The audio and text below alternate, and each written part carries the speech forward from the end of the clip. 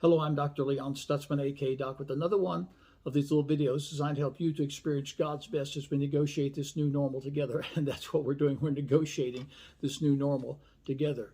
I'm talking this week about the power and problem of perception. We'll eventually get to 2 Samuel, the second chapter, the first verse, where the Lord said to him, "Go up." And David said, "Where shall I go?"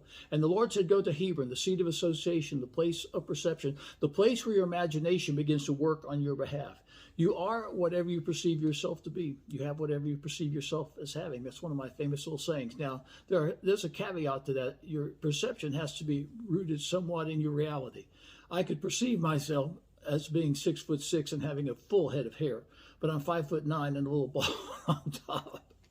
But I carry myself like I'm 6'6" and have a full head of hair. Why? Because that's my perception. Perceptions have a way of becoming reality. This word perceive is from the Greek word noeo, and it means to exercise the mind, to comprehend. It's translated perceive, to think, and to understand. Jesus asked his disciples in Mark, the 8th chapter, 17th verse, "Why reason you because you have no bread? Perceive you not, neither understand?" They'd seen Jesus multiply loaves and fishes. Now they're worried about where the next meal's coming from because they lacked perception, they lacked understanding. They weren't exercising their mind. You have to exercise your mind.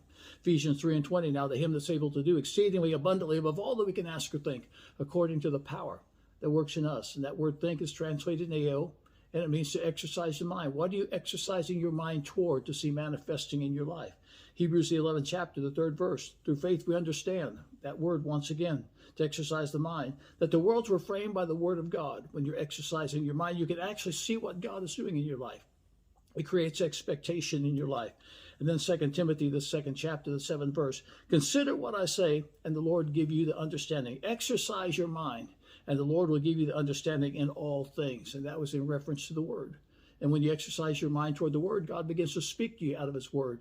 That's as far as I can go today. This Sunday at Aspire Church, a new series of messages, Dare to Dream. You've got to dare to dream. Catch it live on the live stream at AspireChurch.tv, Facebook Aspire Church TV, Sunday morning, 10 o'clock Eastern Standard Time. It's going to be powerful. It's going to be productive. It's going to be prophetic, and it's going to touch your life in a special way.